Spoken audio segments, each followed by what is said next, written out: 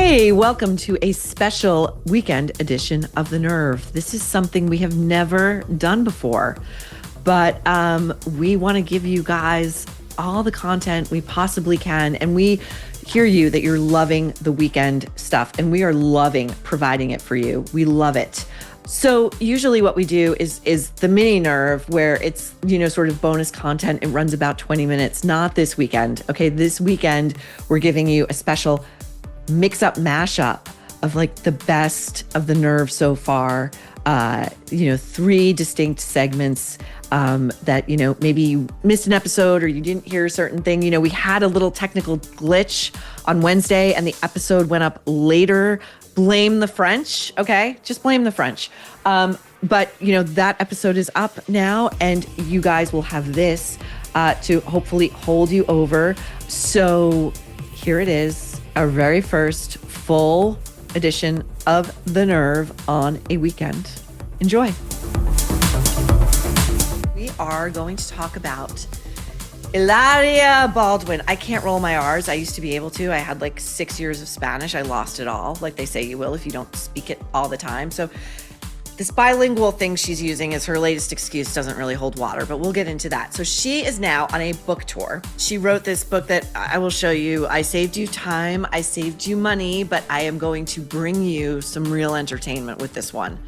As we know, the Baldwins reality show has been an epic failure, not just in terms of ratings, but like reputationally. Like nobody wanted to watch it. Everybody saw it for what it was, like an attempt for Alec and his fame hoary, hungry wife looking to rehab their reputations after Alec shot a 42-year-old cinematographer named Helena Hutchins accidentally, fatally on the set of Rust, leaving her husband left to raise their young son alone.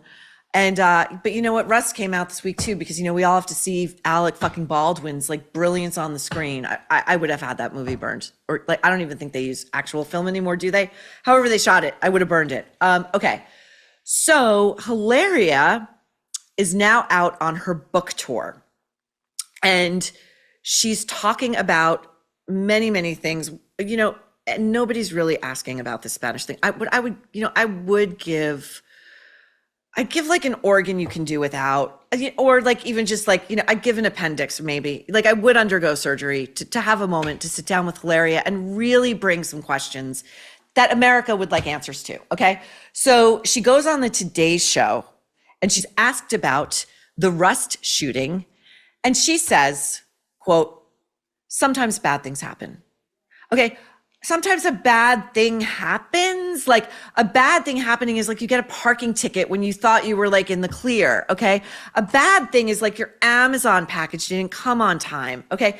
This verbiage does not rise to the level of a young woman, a young wife and mother losing her life, okay? So right away, I mean, again, like it's not happening. I hope Hilaria is enjoying this moment in the sun, because I do think we are well and truly done with her. Now, I'm going to show you the book. It's called Manual Not Included. And again, like this book is smaller than the Let Them theory. And we talked about the physical size of the Let Them theory as being so small. It's like the publisher is trying to trick you like that this is an actual book. This thing is really tiny and it's really slim. Okay. It's like, I think there's like 6 chapters in here, 6. Okay. That for me was like a chapter book when I was like in the 5th grade. Okay. So this is already insulting. Now look at the narcissism as well, because we've got Hilaria and Alec on the cover. And this is a trick I learned in magazines. It's not like a trick, but it's an insight when I used to work at magazines. When you look at something, be it like a layout or a book cover, the eye naturally wants to go left first. So guess who's the star on the left of this cover? It's Hilaria Baldwin. Okay. Not for nothing. There's a shit ton of photos inside this book. And typically when an author is on the cover of their book, usually a celebrity's face will be on the cover of their memoir. This is not that, trust me. You will not see an author photo because like it's deemed a little too much. It's deemed a little tasteless. Okay, guess who also has an author photo? Like she's made up. She's, she's giving her best Zoolander. Okay. So she starts out with this story. She's out there humiliating Alec Baldwin now. Okay. Now he got something in on their reality show. And before I get into her vile, I think, disclosure of something that is, I'm sure, very sensitive and personal to Alec Baldwin. And trust me, I don't feel sympathy for Alec Baldwin, but I don't like bullies. Alec, in a confessional on their reality show, sort of lets the mask slip a little bit. Like, watch this. I just said I was on it. I don't really want to think about the end by the beginning. And then you're like, yeah, I don't know how to do it. Let's talk slower. You're speaking English in a Spanish cadence, which is always perilous for me. Slow down just a kiss. I can't understand you. You guys, I died. Like, I am levitating over my body and I am looking down at myself and saying, did I really see and hear what I just saw and heard? Alec Baldwin, as she's going, la, la, la, la, la, la, la, la. Again, this is a white woman from Boston who told America, and then Alec went on all manner of late night talk shows and repeated this, clearly believing it, that his wife was Spanish from Spain, okay? It's not that she like pretends like she's got this Spanish accent when she's not, it's like she told us she came over here from Spain. And much like Meghan Markle, she had no idea, like Alec Baldwin, I don't, what do I want to do with like a famous rich celebrity? I don't whatever. So, and by the way, Alec Baldwin, say what you will about him, he is a smart guy. And the way he strung that sentence together. And if you notice the contempt, he doesn't even make eye contact with her. He's looking down and away, and he's got his arm up as if to say, like, don't even get near me, lady. Okay. So, I really went above and beyond for you guys because I didn't just get the book. I also got the audiobook because I wanted to hear what we all know is going to come. She's going to slip into that fucking Spanish accent when she's narrating her piece of shit book. So listen to this. One of the fascinating things about living in public figurelandia is that you can be known as two totally opposite things at the exact same time. Okay, one of the curious things about living in public figurelandia. Okay, so she's got that like enye over the end where you sort of like, she's doing it. She's like rolling right into the Spanish, and she's like, you know what happens when you become a public figure? As if she wasn't Velcroed to Alec Baldwin's arm at every award ceremony until she landed this big fish. As if she wasn't spending pre-COVID time on her social media as she's like churning out child after child. Like, trust me, I grew up in like an Irish Catholic neighborhood. Like, I know families who like had 7 to 12 kids, and it was like every year there was like another kid showing up. You know who wound up parenting those kids? It really wasn't the parents. It was like the older kids. Okay. So she's got all of these kids who need all of this attention and a husband who's got an anger problem. And she's busy posting videos of and photos of herself contorting her body into highly sexualized yoga poses while she's barely wearing anything. And she says, you know what happens to you, passive language, when you become passive language, a member of what she calls like this carnival, this amusement park known as Public Figurelandia that she was bound and determined to insert herself into and become famous, though she lacks any kind of talent or any kind of actual thing to say or to share with us.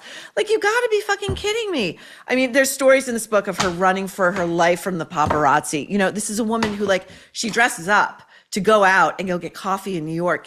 She and Alec live in a very, very nice building. I'm sure they have an espresso maker. I'm sure they have like a $12,000 Breville coffee maker, but she's got to pull on like skin tight leather pants and like a big fur hat and like big sunglasses and trot herself out in front of the paparazzi and be like, look at me. Oh, don't look at me, but look at me. Okay.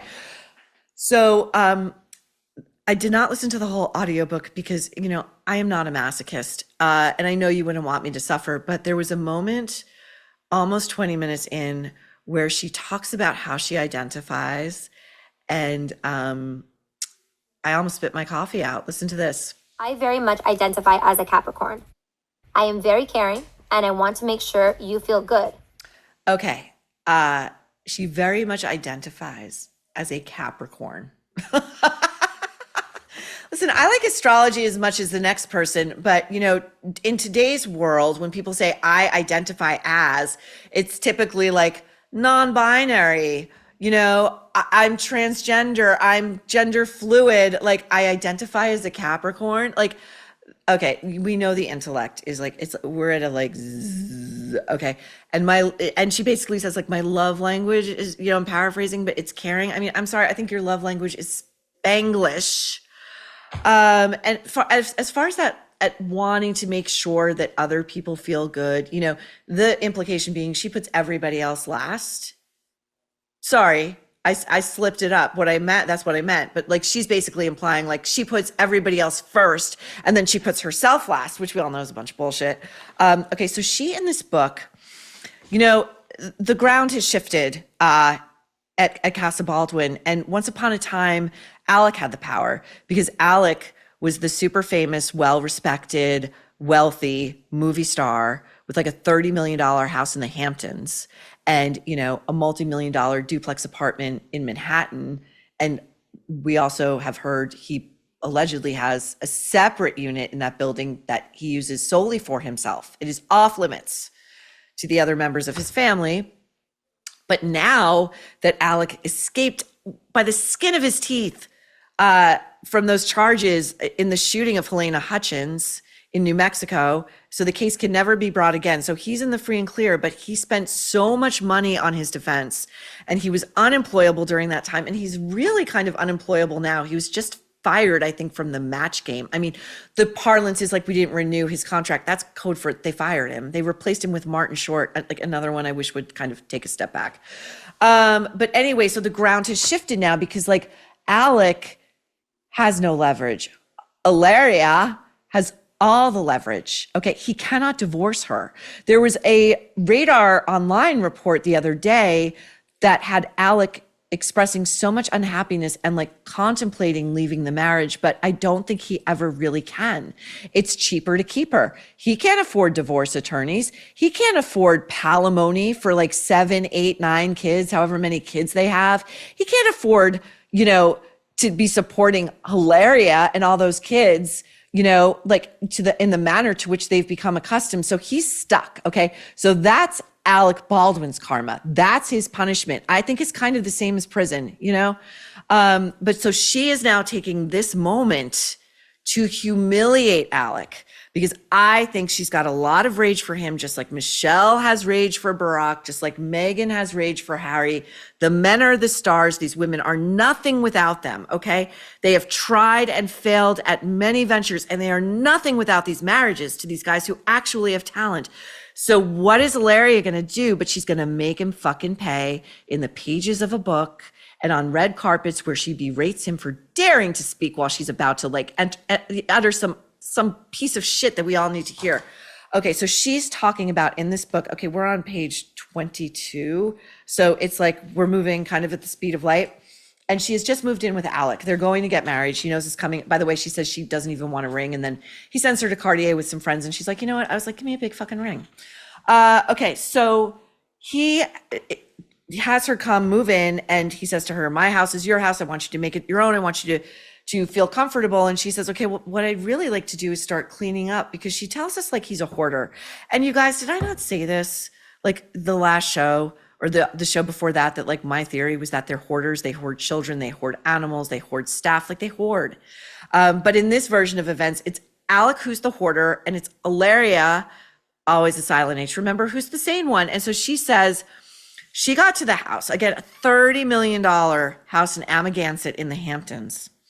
And she was like, oh my God, like he has all of this food that's expired. And she says in the book, quote, it's on page 21, like for a decade or almost 2. Okay, that is a disturbed person.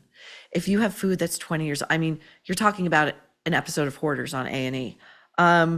So she says to him, I'm going to tackle the pantry. I'm going to clean this thing out. And he says, okay, but I do have some rules. I compost, which is, like a rich person's way of saying like, I just put it in the ground or I put it in some soil and I think it's going to like fertilize. And it really, amateurs can never do it. But she says that not only had she never heard of composting before, I guess because they don't do it in Spain, that really what he said to her is like, you need to take each item outside one by one and you need to deposit said food in my grass.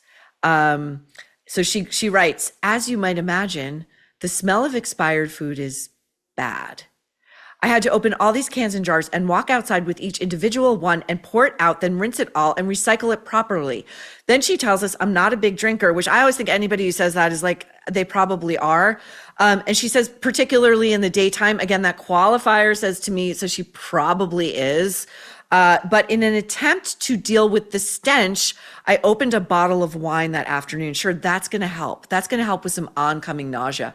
Most people would be like, let me slug some Pepto or have some ginger ale and some saltines, but she's drinking wine, which is, highly acidic, but okay. I spent the day reading expiration dates, opening cans and jars, and then emptying, and she said this already, emptying and rinsing them, and then drinking. I don't know if alcohol helped, but Alec comes home. She's cleared all the shelves. There's only 3 remaining products. Quote, I wasn't prepared for how upset this made him, and I didn't understand him well enough to grasp that this was his OCD manifesting. So now she's brought his OCD up, as she did on that show. Again, that's a humiliation, okay? She goes on.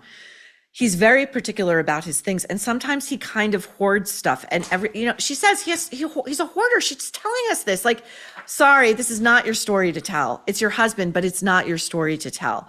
Okay, so now she tells us another story, and really this does make Alec look terrible. And I do think he's a terrible guy, but like, your children will read this one day, okay? Or they will download the audiobook and be like, why is mommy speaking with a Spanish accent? And again, okay, so she's going into labor with their son, Rafa. And she mentions that she's like in agony in the lobby of their apartment building, and she's trying to get Alec's attention because this is the few times that the nannies, the maids, the drivers, the assistants, the doormen will come to be mentioned. Otherwise we pretend we're doing it all ourselves. And so she says that she's dying to get into a vehicle and be driven post haste to the hospital. Now, Alec, she says, was taking calls and responding to emails. Like he's rolling calls, like he's like a super producer, like nothing else matters while his wife is in labor. And she says, like she's being coy here. She's not being an honest broker. Now, I know that it was his way of dealing with stress, but at the time, it really pissed me off, and I didn't hesitate to tell him. So she's so unimpressed that her husband is rich and famous. She can take him down. Our driver and assistant spoke up. Alec, they said, this needs to wait. Okay, so Rafa is born, and he comes out, and like the umbilical cord is wrapped around his neck, she tells us, and he's blue, and he's gasping, and he's fine. This does happen. He is fine. I mean, she tells a very highly dramatic story about this, but that he needed to go to the NICU. Okay, the baby needed to go, the infant, the newborn needed to go to the NICU. She writes, Alec had to return to work because of his role in a play in the Hamptons. Okay, I can promise you this. Alec Baldwin wasn't doing Broadway. He didn't have a contract. And even if he did have a contract, like I am sure he had an out clause that if his wife or soon to be born child had a medical emergency, the understudy could come in, okay? But in this telling of the story, Alec has to go back out to the Hamptons. He has to drive. And if this is the summer, which it is, it's June 17th. Okay, it's after Labor Day. I can tell you firsthand, you're looking at a 3-hour drive one way. If you're lucky, it can go as long as 4. But Alec has to go back out to the Hamptons where he's in some shitty play. And trust me, the theaters out there are small. Okay, you're holding maybe a few hundred people. So he's got to do, and we don't even know the name of this play. That's how we know it's for shit. And so she's got to deal with a sick baby in the NICU. She says, I fumed that my husband wasn't by my side as she takes the baby home from the NICU 3 days later in an Uber. I mean, she's trash like the rest of us now. And fumed that my husband wasn't by my side while also knowing that contractually he had no choice.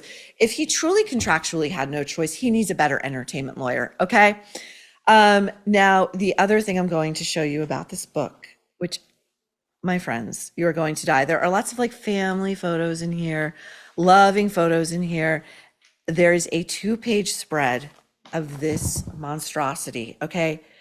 These are all thumbnail sketches because Hilaria clearly couldn't pick just 1 or 2 to highlight.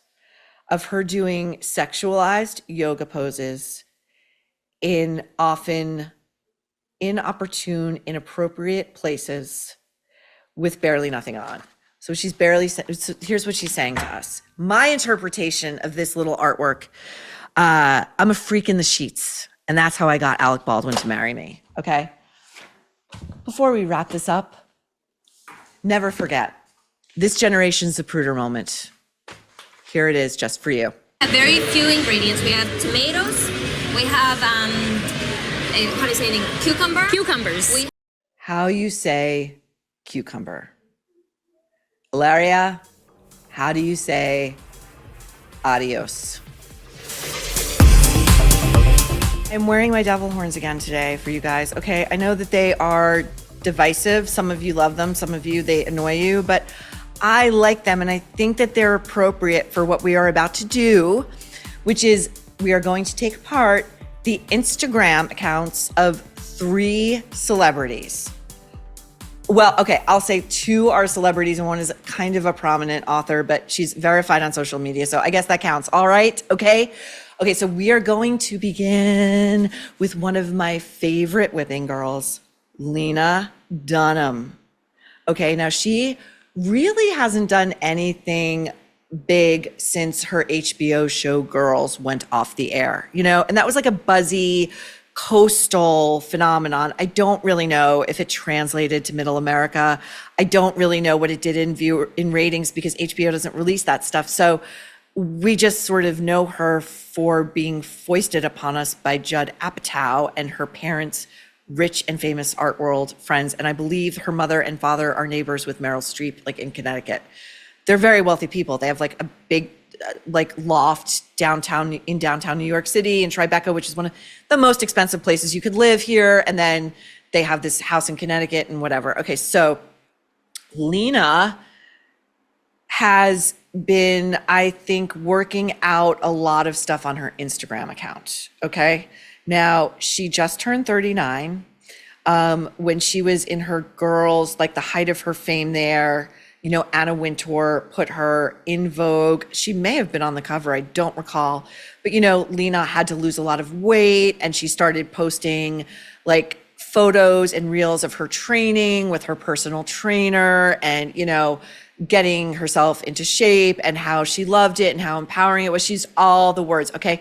Well, she has since become morbidly obese. And I mean like medically, morbidly obese. She is far too young for this. And what she's doing is posting images of herself, photos and reels on Instagram all the time. And this is exactly what she used to do on Girls, right? She would get naked on that show and engage in like, you know, weird, sometimes degrading sexual acts. And she has tattoos like all over her body. And like, listen, tattoo yourself all you want, but get good tattoos. These tattoos are so ugly. Like, it's like she's trying to make herself as ugly as possible. I think there are a lot of issues going on up there. And as morbidly obese as possible, I'm just going to say it. And then she shoves her body in our faces and very much like Oprah, then yells at us for not wanting to see this. Okay. This is evolutionary stuff. We want to see nice things. Okay. So take a look at one of Lena's most recent reels. Okay. Here she is among pigs, cuddling a pig, stuffed into a bathing suit at a place she tells us is Pig Island. And that is where she's vacationing. And it's not a joke. I think there's a real Pig Island. I've never heard of this, okay? Now, I'm gonna give you a little primer on why I hate Lena Dunham. And I mean, I hate her. I fucking hate her, okay? According to her own self-report, she sexually violated her little sister at least twice, and she memorialized it all in her ghostwritten memoir. I have it on good authority. She got a ghostwriter for that book. It was called Not That Kind of Girl. It became a huge bestseller. She was rumored to have gotten like an enormous payday for it, like something like $12 million, okay? She wrote about like shoving pebbles in her little sister's vagina. I wrote a column about this like a while ago about her. I wrote it in 2017. She also said in her book, she wrote this about her little sister Grace. Basically, she wrote, quote, anything a sexual predator might do to woo a small suburban girl, I was trying. She wrote about, this is me in the column, she wrote about masturbating in bed next to Grace, and that she'd once pulled apart Grace's legs to find, she found pebbles up there, whatever. Okay, so that's who we're dealing with. Now, Lena's sister Grace, and I think that Lena's sister had a lot of trouble getting attention in that family. Okay, the father is like an outre outsider artist whose work is extremely sexually explicit and kind of perverse. It's like perverse. Like, I think he would agree.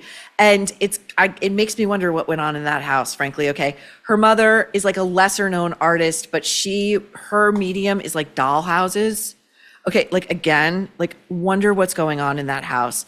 Lena has like, she's a talented writer as far as we can tell. Like, she's got an original mind and she's smart and she's letting herself become really sick. Like that kind of obesity comes with a ton of comorbidities, okay? So Lena's sister has to get attention somehow. So what does she do? I'm sure you can guess. In 2019, she came out as trans. Now, but if you're a member of the Dunham family, the story Dunhams of New York City, you write about this quote unquote journey in the pages of the New Yorker. Okay, David Remnick, also another star fucker. I don't understand why these people like Jesse Eisenberg getting bylines in the New Yorker, Lena, whatever. Okay, now, also, in my sort of, if I'm a prosecutor and I'm telling you why Lena Dunham should be ejected from polite society, this woman in that book, Not That Kind of Girl, falsely accused an easily identifiable male Oberlin, classmate of rape, okay? He was called Barry. Everybody figured out who Barry was. He was getting in trouble at his job. She had to fucking retract that shit. Accusing somebody falsely of rape on top of sexually violating your little sister. I mean, we are dealing with a very sick person here, in my opinion. Now, she will not be stopped, okay? There is no humiliation she can suffer, no sort of, punishment that the culture can mete out that will stop Lena Dunham from being Lena Dunham. So next, a young woman who is not just any young woman, but she was the daughter of an actor named Harold, I believe you pronounce his name Perrineau. And if you know this guy, I believe he was on The Wire. He, I think, was definitely on Oz. Very well-respected actor. So that's his daughter. And she accused a guy named Murray Miller, who was a writer on Girls, of raping her. Now, what does the great feminist Lena Dunham do with her Girls collaborator, Jenny Connor? They write an open letter saying that this young woman who was accusing their writer of raping her was lying. Okay, the woman who lied about an Oberlin classmate being a rapist is now telling a woman who was raped that I believe was raped that she's lying. Okay, now I went to go pull that open letter up for you guys, but guess what? It has been scrubbed from the internet, okay? And I'm gonna quote a little bit from that letter because I did quote from it in this column. I guess I had the foresight. So this was how the letter begins, or how it went in part. While our first instinct is to listen to every woman's story, our insider knowledge of Murray's situation makes us confident that sadly this accusation is one of the 3% of assault cases that are misreported every year.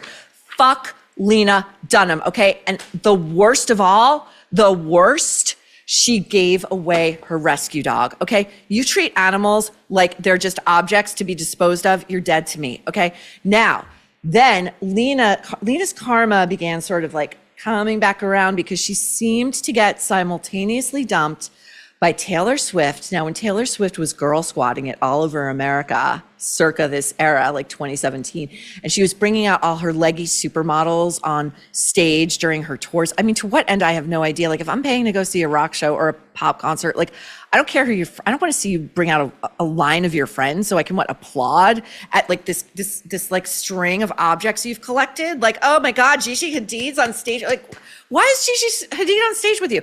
Anyway, so she would bring them out, and then at the end of like the frame, it would be like dumpy little Lena Dunham, like homely little Lena Dunham. So Taylor was like definitely knifing her.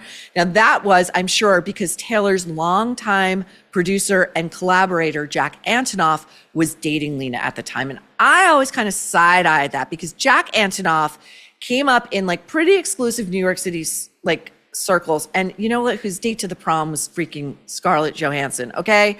So I was like, Jack is probably really working his way up the music industry by having to, frankly, sleep with Lena Dunham. And the guy paid his dues, okay? He paid his fucking dues. But Jack dumped Lena, and not long after that, fairly soon after, he married Andie MacDowell's actress daughter, the young, gorgeous actress Margaret Qualley, who most recently starred in The Substance. And they had this big fancy wedding, and who was like a guest of honor? Taylor fucking Swift. Okay. So Lena seemed to go way downhill, like immediately, like the downhill slide. It was hard. It was fast. She became what we're seeing at right now. And she's trying to provoke yet another reaction, any reaction that she can get. And I mean, I guess in a way she's succeeded, but I think it's a Pyrrhic victory. And by the way, the little cherry on this Sunday is her production company. You'll never guess what she called it. Good Thing Going. She thinks she's got a good thing going. Okay. Now, our second celebrity, this is the chef I was talking about. It wasn't until, I was doing my real diligent reading for you guys, by which I mean I was leafing through the tabloids, and I came upon this item that I said, that's right. So Rachael Ray, the chef who kind of really doubled down during lockdown and was like making all these videos, all this content from her home, has like disappeared. Like she's vanished. And according to this report, she and her husband, John, who according to long ago tabloid reports, had a real problem with allegedly, he was a very frequent flyer at like New York's, most underground S&M clubs. And he likes some practices that, they're gross. I won't. But anyway, they're still together. Apparently she really loves him. And what's a little S&M among friends? But she and he have reportedly relocated to Italy. And everybody's like, where's Rachael Ray? Like she had an empire at one time, right? She had a talk show. I believe she had the blessing of Martha Stewart, which is really hard to get. She had a magazine. She had this kind of empire. And she was very relatable. Well, Rachael Ray has resurfaced on Instagram. And you guys, things are not well. Okay, take a look at this. It is burger time. And I named this burger after my friends in Weezer and Green Day. But the first big event I had been to in 2 years or more was Hella Mega. My friend Mike Dirnt named that tour. He's in Green Day. So tonight we're making Hella Mexa Sweezer burgers. Okay, she seems drunk. I'm just going to say it. She seems fucking plastered. Okay, that looks like day drinking to me. Okay, she has gained an amount of weight that does not seem healthy, and she's doubling down. I don't know what a Sweezer burger is, but I do know that she's name dropping in this video. And when people name drop, it makes me very uncomfortable because it makes me think that they are really, it actually tells me that they are really deeply insecure. And you could be famous and be really insecure. A lot of famous people are. And so like you're telling me that I should think highly of you based not because of what you bring to the table as a person, but because of like who you know. I don't give a shit who you know. I don't know them. They could be shitty people, Fucking Dave Grohl cheated on his wife, had a lengthy relationship with what seems to be a quote unquote groupie. I mean, they say she's a music fan. I guess groupie is no longer politically correct, and had a baby with her. Okay, he's not a great guy. Okay, not a great guy. Anyway, lastly, and this I've been dying to get to this with you because this woman is one of my bête noirs. Okay, her name is Jessica Knowles. She is a writer. She writes books and she writes novels, and they do well and they sell and they're commercial, and good for her. Make your money, okay? Make your name. But she has a very, very, very, very high opinion of herself. And I was scrolling through her Instagram, and we're going to go through some of this together. she wrote a book famously called Luckiest Girl Alive, and it was turned, I believe, again during COVID, into a Netflix film with Mila Kunis, who is married to, I think, Ashton Kutcher, is shaking in his boots right now as Diddy's on trial, just my opinion. And this movie was based on Jessica's novel, which was, I believe, her debut and came out in, well, I forget what year, but this is an email that she wrote to her agent or editor. It looks like her agent in 2013. And if you look at the email, I'm reading from my phone. She writes, these are her first lines. Okay, here are the first 66 pages of the next great American novel. Okay, I'm going to tell you that any writer worth their salt shits themselves when they have to send their rough draft, their first pass out to anybody to look at. I don't care who it is. It's your agent, it's your editor, it's like your best friend who you know is going to take it to their grave. Because Stephen King will say this. Every great writer has said this. Ernest Hemingway has said this. Your first draft is for shit. Okay, it is going to suck. It is going to be so painful to look at. And this asshole is going, I've just written the 66 pages of the next great American novel. You're not going to believe you're fucking reading here. It also reminds me of Gillian Flynn, who wrote Gone Girl. And, that I think was published back in 2012. And, it became this runaway sensation. Sometimes you have lightning in a bottle. You hit a moment in the culture, a nerve, if you will. She has yet to write another book. Okay. She's written some screenplays, but she has yet to write another book. And I think she is terrified to write another book because it probably will never replicate the success of Gone Girl. So she's kind of a coward, but she does these interviews. And I wanted to like her because she used to be like a reporter at Entertainment Weekly, grinding it out in her day job. And she seemed like a cool person, but she gives these interviews and she's talking about this book that is yet to materialize, these many years later. And she'll say shit like, I have the best first line that has ever been written in the English fucking language. Like, I'm not exaggerating. And she says that stuff and I'm like, you know what? You're an asshole and you're not that great of a writer because really good writers think that they suck. Okay. The next in this Jessica Knoll scroll is a screenshot that she took and posted of her piece in the New York Times that she wrote after Luckiest Girl Alive, which is about a young woman who comes to New York City to reinvent herself in the media world. But the secret that she's hiding was that she had survived a group sexual assault as I believe, a high school or college girl. And in her essay for the New York Times, she revealed that that was based on her own experience. Now, as I said on the Friday show, anytime I drop my cynicism about celebrities, it comes back to bite me. Okay, so I'm not going to say it. We're simpatico, right? We understand each other. So here she's writing about the caption as she's celebrating the 10-year anniversary of this most consequential book. She writes in her Instagram post, okay, 1 year later on the eve of my paperback publication, I wrote an essay for the New York Times. Oh, no, sorry. I wrote an essay for Lena Dunham's newsletter claiming the sexual assault at the center of my fiction debut as my own. I think that's interesting language. I'm just saying.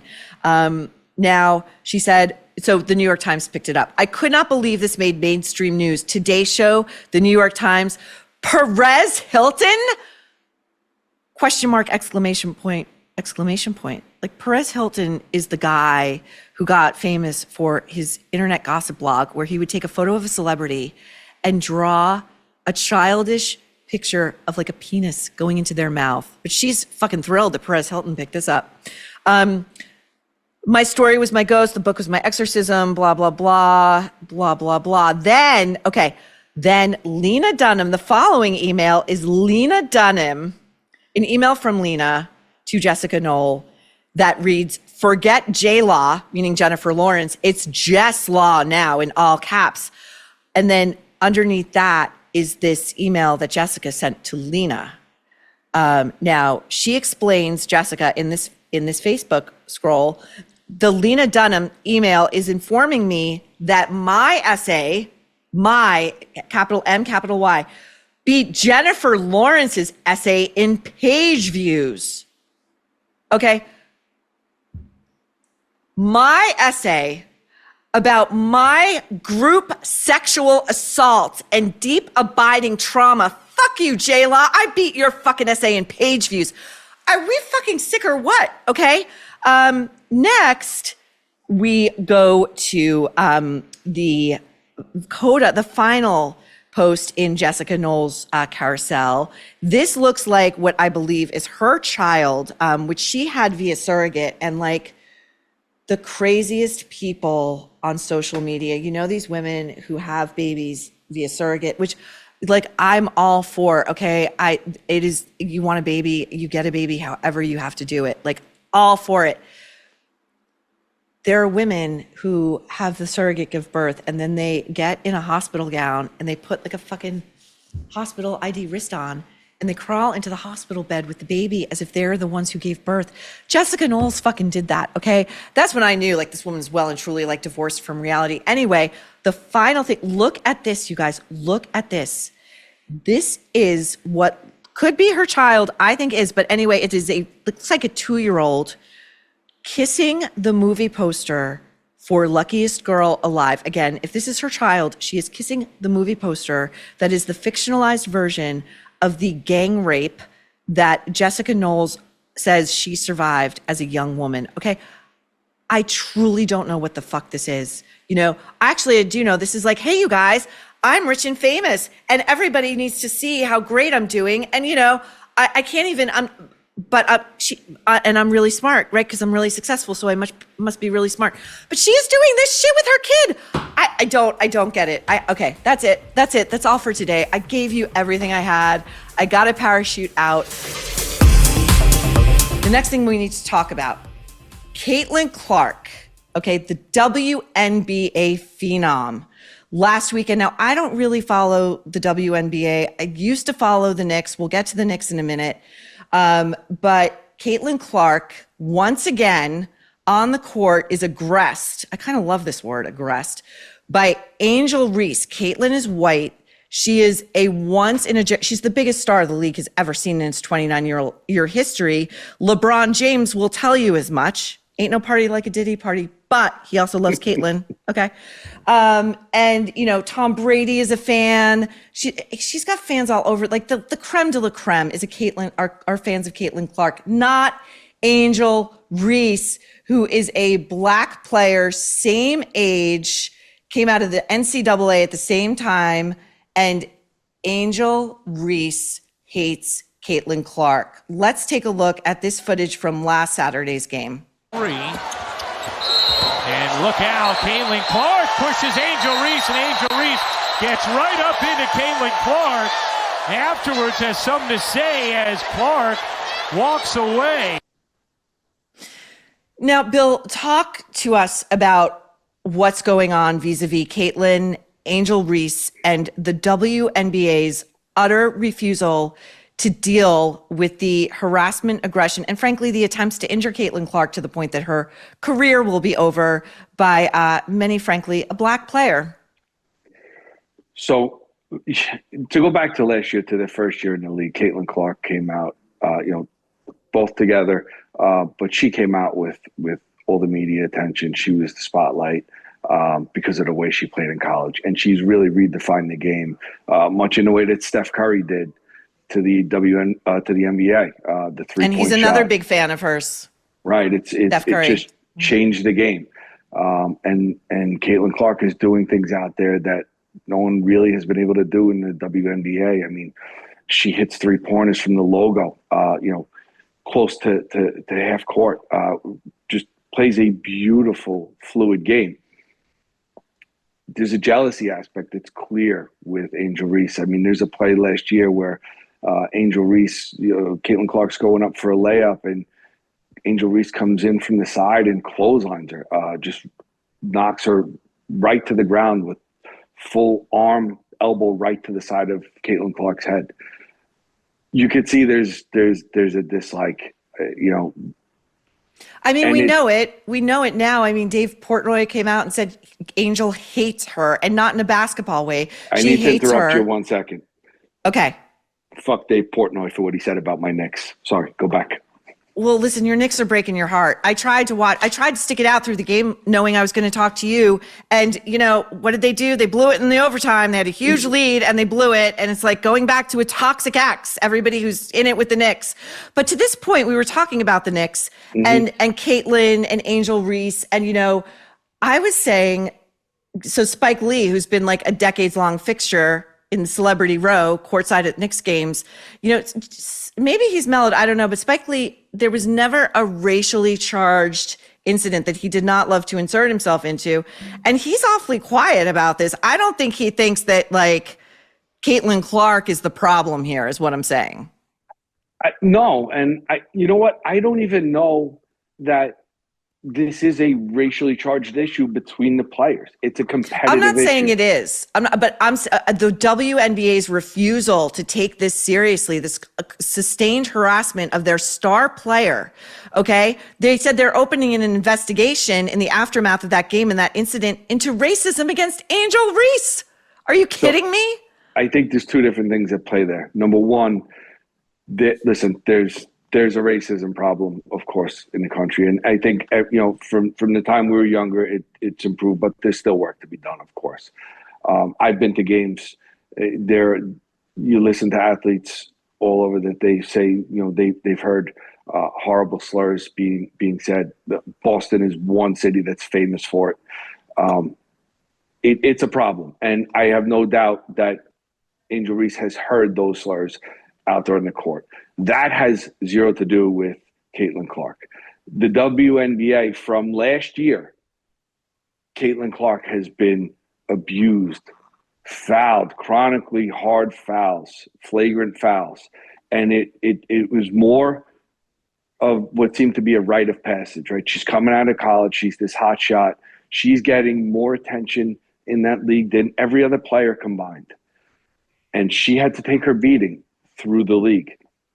Towards the end of last year, it started to subside a little bit, where it was okay. She's taking her beating. She never really said anything about it, and she just moved on. And I think that earned her a lot of respect through the league. Where Angel Reese has gone wrong is after that play last week, she's being interviewed, and she said, "Ref got it right. Move on. Nothing to talk about." Well, right? She also posted something to TikTok saying "white girl trying to fade," something like that. Yeah, I once you put white girl in it, it changes the entire conversation, right? It puts the racial aspect of the whole dynamic. Well, I think that's Angel Reese telling us that that's her problem with Caitlyn Clark. I think that's what she's telling us. And you said something really, I thought, brilliant the other night, because you love to go to Knicks games. I mean, you're sitting them out because these are ridiculously expensive.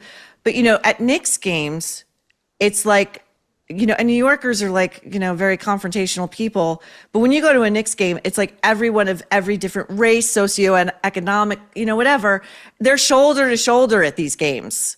Yeah, I mean, sports is one of the, it's supposed to bring us together, right? You go outside of the Garden during these games, you have all walks of life. You have every race, religion, creed.